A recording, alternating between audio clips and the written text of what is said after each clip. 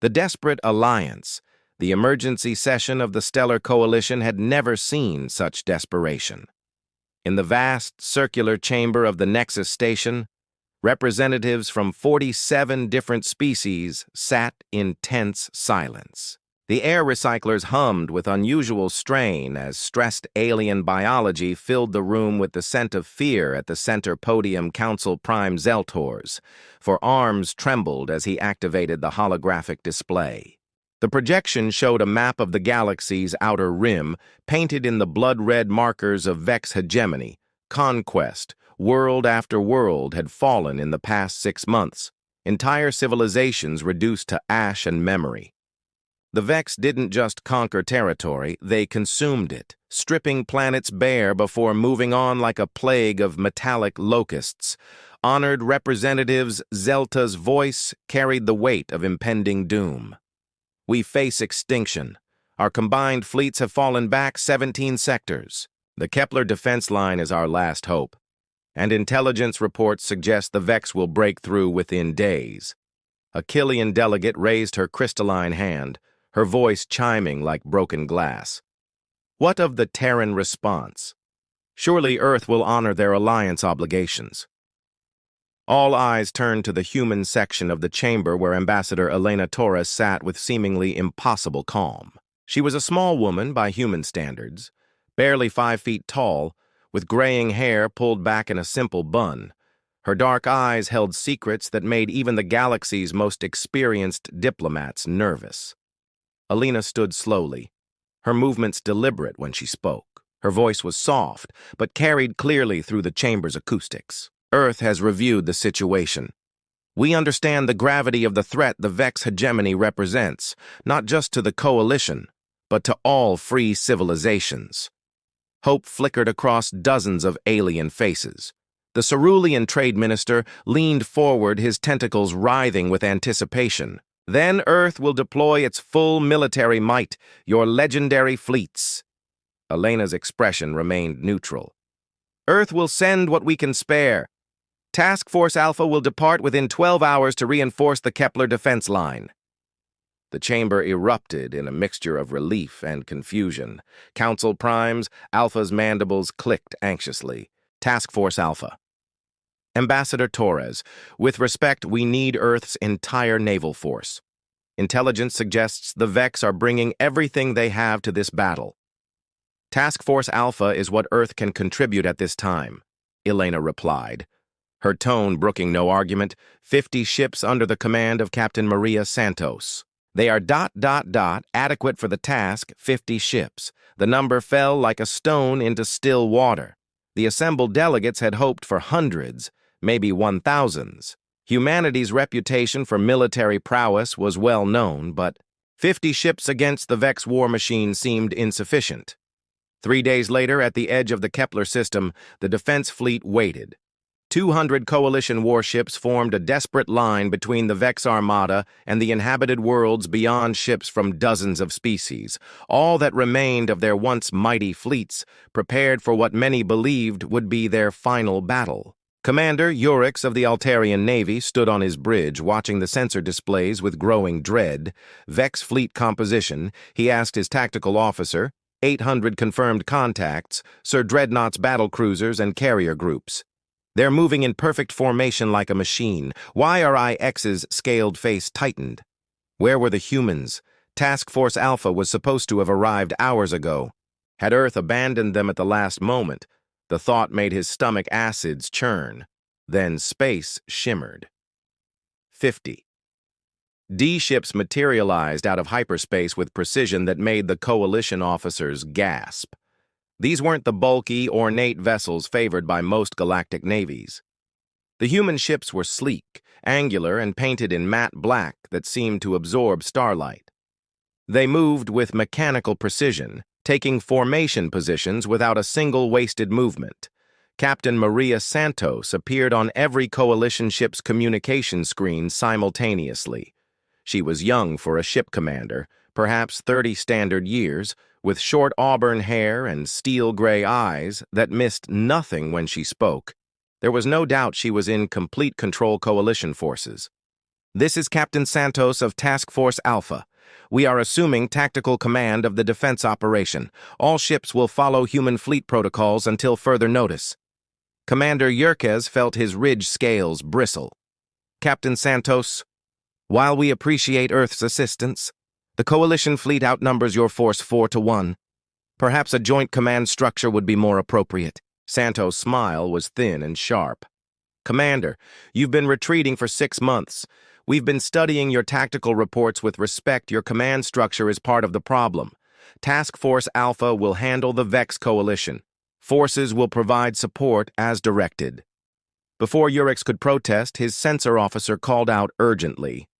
Vex fleet is dropping out of hyperspace. Contact count is increasing, sir. There are over 1,000 ships. The Vex hegemony fleet was a nightmare given form. Their ships were organic-looking monsters of metal and energy, bristling with weapons that could crack worlds at their head. The flagship Devourer stretched nearly 10 kilometers from bow to stern, its hull pulsing with bioluminescent veins that carried power to weapons capable of sterilizing entire systems. General Crix, Supreme Commander of the Vex Invasion Force, observed the pathetic defense fleet through his ship's neural interface. The Coalition ships were arranged in standard defensive formations, predictable and weak. But these new vessels, these human ships, they moved differently. Their formation was loose, almost casual, as if they weren't concerned about the overwhelming odds. Analysis of the human vessels. Crix demanded his voice a grating synthesis of biological and mechanical sounds.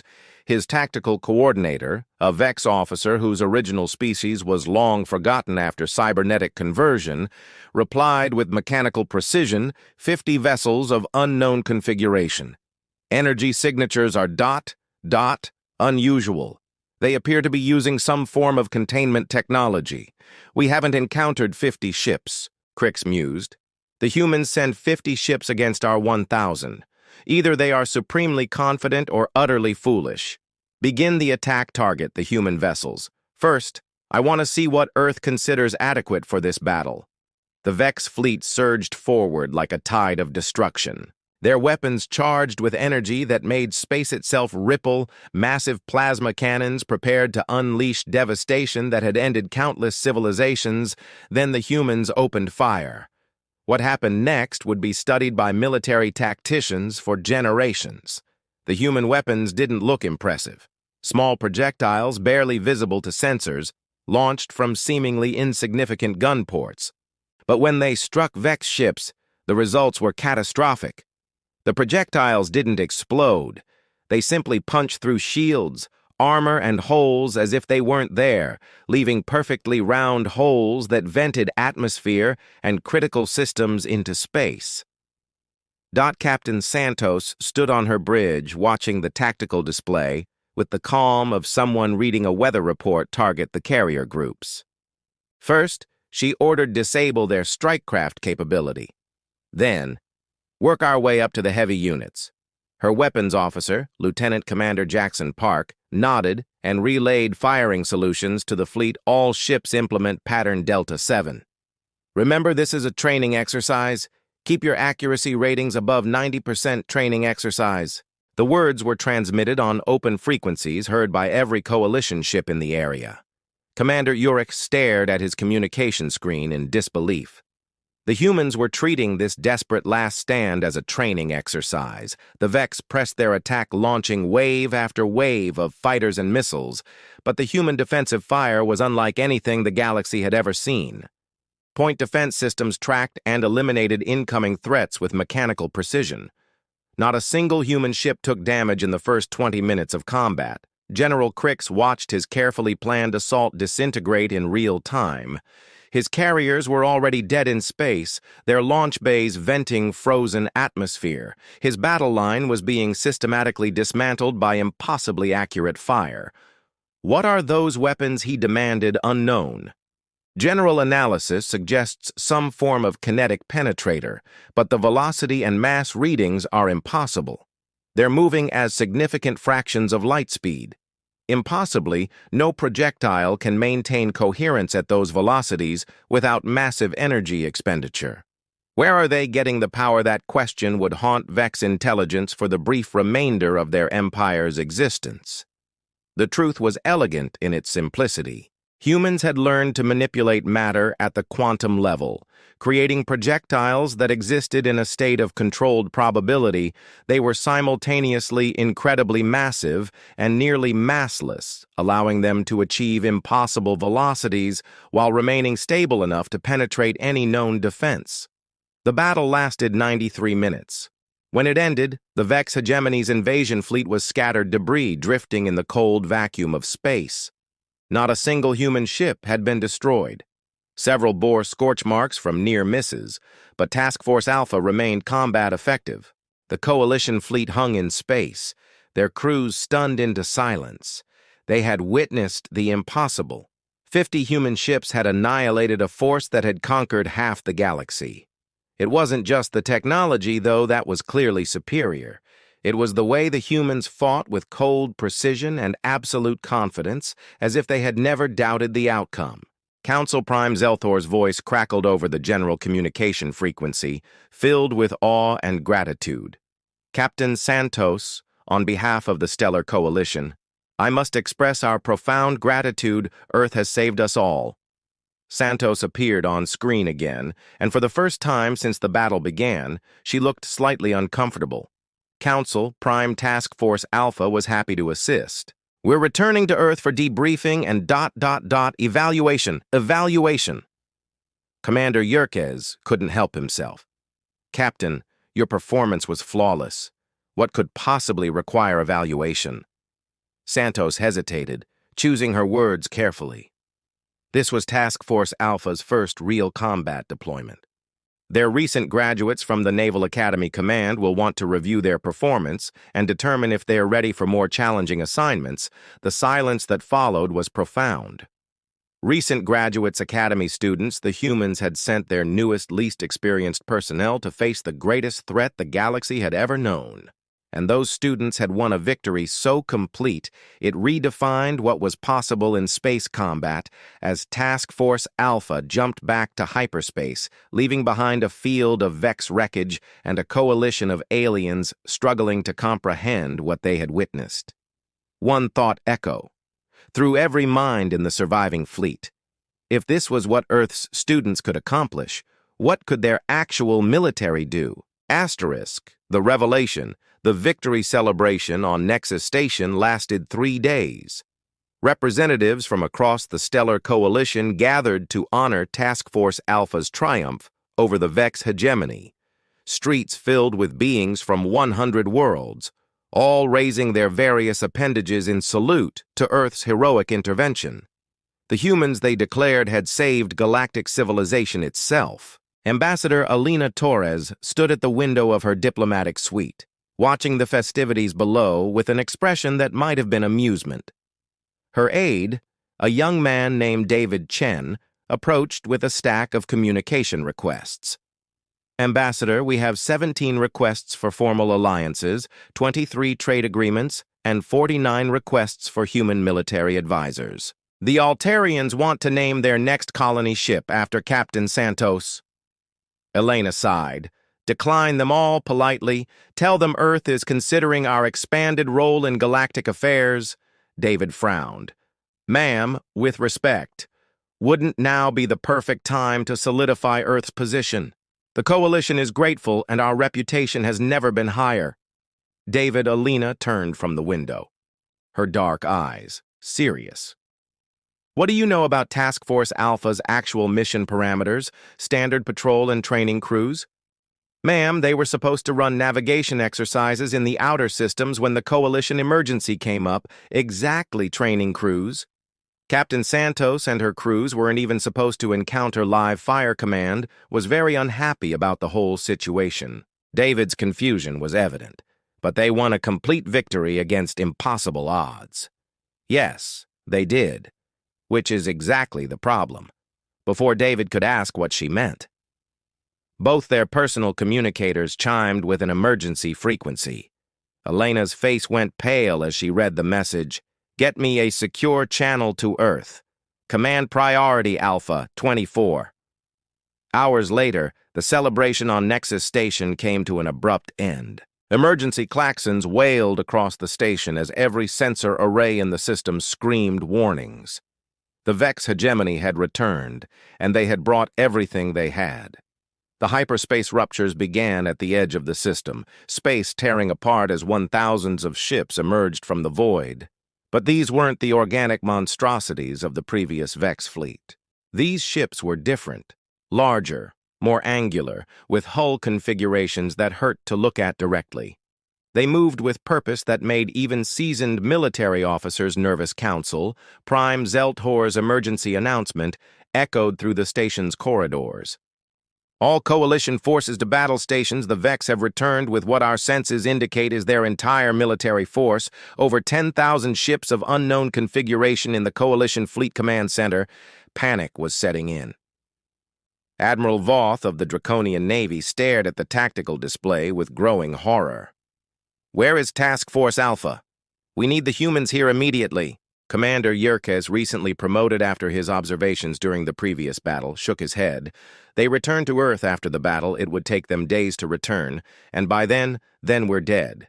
Admiral Voth finished 10,000 ships. Even with our entire remaining fleet, we have maybe 300 operational vessels on the leading edge of the Vex formation.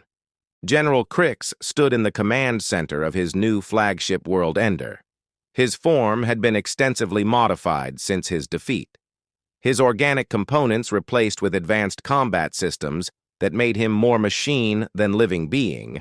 The humiliation of losing to 50 human ships had driven him to desperate measures. Status of the human fleet. He demanded no human vessels detected in the system. General in. Only Coalition forces, and they appear to be in full retreat. Crixus. Mechanical laugh echoed through the bridge. They sent their champions away, believing one victory would secure their future. Fools begin planetary bombardment. I want every world in this system reduced to ash before we move on to their precious Earth. The Vex fleet spread out like a cancer. Their massive ships taking positions around every inhabited world in the system, bombardment arrays charged with enough power to crack continental plates. This wouldn't be conquest. It would be extermination. Then Ambassador Alina Torres appeared on every screen in the system, her transmission somehow overriding both Coalition and Vex communication frequencies. She sat in what appeared to be a simple office, her hands folded on a desk, looking more like a bureaucrat than humanity's representative in a galactic crisis. "General Crix," she said, addressing the Vex commander directly, "you seem to have made a fundamental error in your calculations.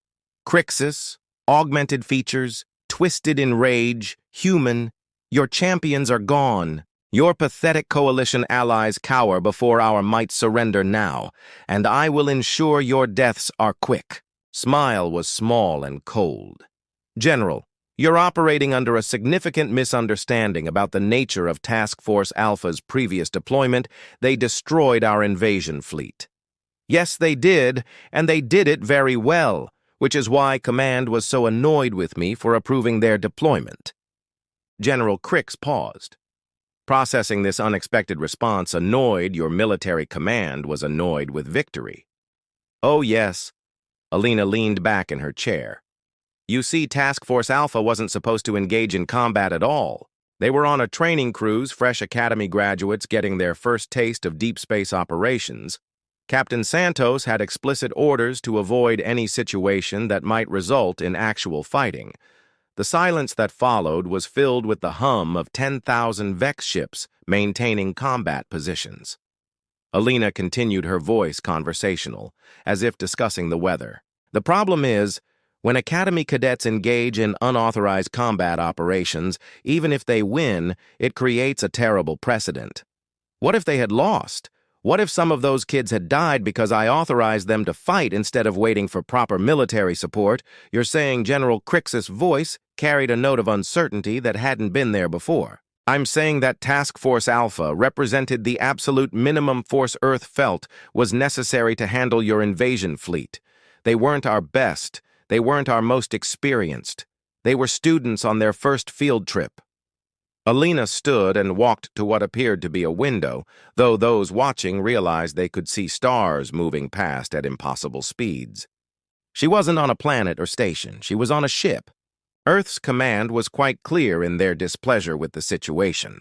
They felt that sending Academy cadets to handle galactic security was inappropriate and potentially dangerous. So they're sending proper military units to clean up the mess. The space around Nexus Station began to change. It started as a subtle distortion, like heat shimmer, but quickly intensified. Reality itself seemed to bend as massive shapes began emerging from hyperspace, not the controlled, precise jumps of normal fleet movements, but something far more dramatic. The first ship to fully materialize was larger than anything the Vex had brought. The hull stretched 20 kilometers from bow to stern, a sleek predator of black metal and contained lightning. It was followed by another, then another, until space around the station filled with vessels that dwarfed even the largest Vex dreadnoughts. Admiral Chen Wei appeared on the communication frequencies, his image replacing Alina's. He was an older man, perhaps 60, with gray hair and eyes that had seen things most beings couldn't imagine. His uniform bore decorations from conflicts across the galaxy, and when he spoke, there was no doubt he commanded absolute power. "This is Admiral Chen Wei of the Earth Defense Force. I am authorized to inform all hostile forces in this system that you are in violation of multiple interstellar treaties and are interfering with Earth's military training operations." The Vex fleet, which had seemed so overwhelming moments before, suddenly looked small and fragile compared to the human vessels surrounding them. General Crix counted the ships on his tactical display with growing disbelief. There were hundreds of them, each one larger and more advanced than anything in his fleet. "This is impossible," he whispered. "Your species doesn't have this kind of military capability. Our intelligence clearly indicated ... double quotes. Admiral Chun's laugh was not pleasant, General. Your intelligence was based on what we allowed you to see. Earth maintains a policy of defensive ambiguity. We prefer that potential threats underestimate our capabilities, but the previous battle was handled by Academy students using training equipment. What you're looking at now is a single operational fleet from Earth's Defense Force. We maintain 12 such fleets, plus specialized units for various ... contingencies. The number hit General Crix like a physical blow. 12 fleets, each one containing hundreds of ships that could annihilate his entire force. His perfect revenge had become a trap, and he had brought the full might of the Vex hegemony directly into the jaws of a predator beyond his comprehension. Admiral Chen's voice carried across all frequencies, calm and implacable. "General Crix, you have two options. Surrender your forces immediately and submit to coalition justice for your war crimes, or continue your aggressive posture and face the consequences. And if I choose to fight," Chun's smile was cold as the void between stars, "then you'll discover why Earth has maintained galactic peace for the past century. Not through diplomacy, but through overwhelming superiority. Every species that has threatened interstellar stability has learned the same lesson. The question is whether you'll survive long enough to remember it." The Vex fleet began to move, not in attack formation, but retreat. General Crix, faced with impossible odds, chose survival over honor. But Admiral Chen had anticipated this response. "I'm afraid retreat isn't an option, General. You brought war to innocent worlds. You attempted genocide against coalition species. Earth Command has classified your forces as a continuing threat to galactic stability. What followed wasn't a battle, it was a demonstration. The Earth Defense Fleet moved with mechanical precision, their weapon systems engaging Vex targets with surgical accuracy. But instead of the quick, clean kills Task Force Alpha had delivered, the Defense Fleet took their time. Each Vex ship was systematically disabled, its weapons destroyed, its engines crippled, its crew captured. Within 6 hours, the entire Vex hegemony military force was neutralized, not destroyed, but completely helpless. Their ships reduced to drifting hulks awaiting salvage operations. It was a display of power so overwhelming that every military analyst in the coalition would spend years trying to understand how it was possible. As the cleanup operations began, Ambassador Alina Torres reappeared on coalition frequencies. She was back in her diplomatic suite on Nexus Station, looking as calm and composed as ever. Council Prime Zelthor Earth apologizes for the confusion regarding our military capabilities. We prefer to maintain a low profile in galactic affairs, but recent events have made that position difficult to maintain. Council Prime Zelthor, still struggling to process what he had witnessed, managed to respond to Ambassador Torres on behalf of the coalition. I must ask, how long has Earth possessed this level of military capability? Elena's smile was enigmatic. Council Prime Earth has been a spacefaring civilization for over 2 centuries. We've had time to prepare for various contingencies. The galaxy is a dangerous place after all. But why hide it? Why let other species believe you are just another member of the coalition? Because power without restraint breeds fear, and fear breeds conflict. Earth learned long ago that sometimes the most effective weapon is the one your enemies do not know you have. The Vex hegemony is proof of that principle. As the coalition fleet began returning to their home systems carrying stories that would become legend, Alina stood once again at her window. David Chen approached with a new stack of communication requests, but this time, his expression was different. He had been present for Admiral Chen's briefing on Earth's actual military capabilities, and the knowledge had changed. Ambassador. The Coalition Council is requesting a full strategic briefing on Earth's military structure. They want to recalibrate their relationship with humanity. Alina nodded. Schedule it for next week, and David make sure they understand that what they saw today was just one fleet. We wouldn't want them to think we were showing off as news of the battles spread across the galaxy. One truth became clear to every civilization capable of space travel. Humanity had been holding back for decades. They had maintained the pretense of being just another coalition member, when in reality, they possessed the power to dominate the entire galaxy. The fact that they chose not to use that power made them either the most benevolent species in known space or the most terrifying the galaxy. Would spend years debating which interpretation was correct. But one thing was certain. No one would ever again make the mistake of underestimating what Earth was capable of when properly motivated. In the end, the Vex hegemony's greatest victory was also their ultimate defeat. They had forced humanity to reveal their true strength, and in doing so, had changed the balance of galactic power forever. The age of pretending Earth was just another coalition member was over. The age of human hegemony had begun in.